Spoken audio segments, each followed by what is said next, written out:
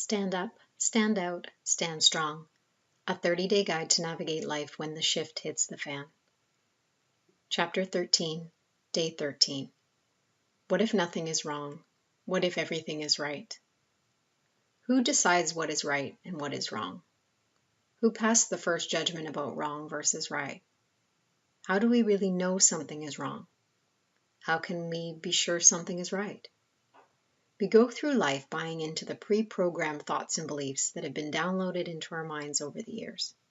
We are taught to respect our elders and persons of authority, and we start to believe them. At the same time, we stop trusting ourselves. We judge what happens in our life based on the filters in our own mind and the preconceived beliefs and opinions of society. We can judge the divorce, the breakup, losing our wallet, losing our job, breaking an ankle, the devastation of a natural disaster, and all the other things that seem to be wrong. But we also judge a new relationship, a new marriage, finding our wallet, getting a job, being healthy, a hot sunny day, and all the other things that seem to be right. Depending on who is the judge and which filter we are processing our life through will depend on whether our minds deem those things as right or wrong. Who is the judge? Me? You? Society? What if we have it all wrong? What if what we think is wrong is actually right? How can we know for certain that what is wrong and what is right? We can judge what happens in our life as wrong. But what if everything is actually right? A dear sister and friend from Cameroon, Jackie Asombe, told me a story once that changed my perspective and opened my mind forever. In a certain Africa, the women would walk for miles every day to get fresh water for the village. It would take them hours, and they would carry the heavy water containers back and forth every single day. A humanitarian group came to visit the village and saw the long and tiring journey the women had to endure to deliver fresh water for everyone. They were moved to help. They arranged a meeting with the chief and elders, all men, and explained the time and energy it took for women to bring fresh water to the village each and every day. They offered to fund and build a well in the village so that everyone could have access without taking the long, grueling journey through the hot sun to the current water source. The chief and elders agreed, and the well was drilled. Months later, the humanitarian group members returned and were thrilled to see the well was providing a fresh source of clean water to the entire village. They spoke to the women and expected to hear how happy they were not to have to make the long journey each day. To the surprise of the humanitarians, the women were not happy at all. They were disappointed. It turns out they had enjoyed their walk each day. It had been a time for them to connect with each other, to laugh, to sing, and tell stories. It was a sacred time they had. It was a sacred time that they had looked forward to every day. To the women of the village, the daily journey to get water had been a blessing. It had been a joy to spend time with their sisters and mothers. From their perspective, nothing was wrong. Everything was right. The humanitarians realized that they had never asked the women if they wanted a well. They just assumed they would. What if nothing is wrong in our lives? What if everything is right? What if we just need to look from a different perspective?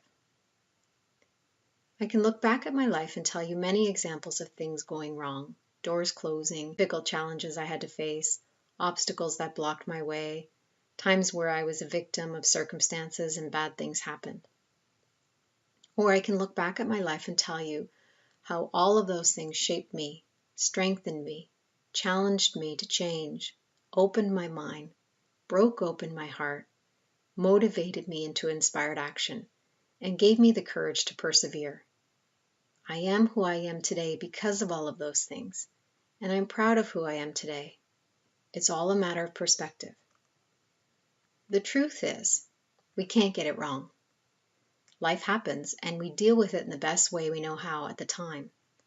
Sometimes how we deal with it brings us to our knees and we hit rock bottom, and other times it lifts us up and builds strength and character. None of it is wrong. You can't get it wrong. That is the good news. Everything happens for a reason. In the middle of the chaos, the mess, or the life challenge, we don't always see why things happen as they do, but we can all practice hindsight. I am sure you can look back at some things that happened in your past and find meaning and understanding that will help bring you peace. When I reflect on my miscarriage in 2001, I realized it was one of the most challenging and painful experiences of my life, but it was also one of the greatest gifts. Up until that point, I had been teetering between two worlds. It propelled me into a beautiful new path in life where I would come to embrace my gift as an intuitive healer. Without that experience, I wouldn't have started teaching yoga for fertility. I wouldn't have opened my Mind Body studio and created an international fertility yoga teacher training program. I wouldn't have started communicating with spirit babies to connect parents with the child they are meant to welcome into their family. I wouldn't have learned to mother myself before my children came into my life. The list goes on. So many gifts came from that one messy life challenge. Take a moment to reflect back on a past experience. Perhaps it is one that you already made peace around and you are open to finding a deeper meaning. It might be one that still haunts you with regret or heaviness. Write down at least one thing you learned about yourself through that life experience. How did it strengthen you? Be open and curious.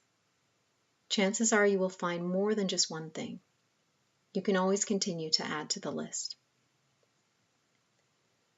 When we take the lessons from life and find the messages in our mess, we find meaning.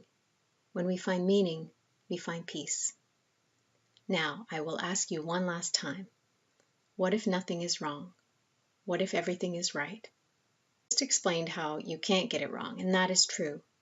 But I have something else to share that might make your minds implode a bit. You can't get it wrong, and you can't get it right. It just is. Without judgment, life just is what it is.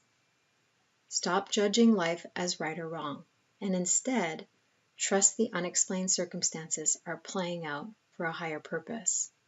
You may not see the perfection playing out in the moment, but I assure you, if it is on your path, it is purposeful. The biggest source of suffering is caused when we resist life as it is.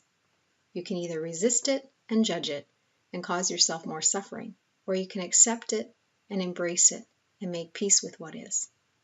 Life is just happening around us, and how we respond to life will determine how we experience each moment.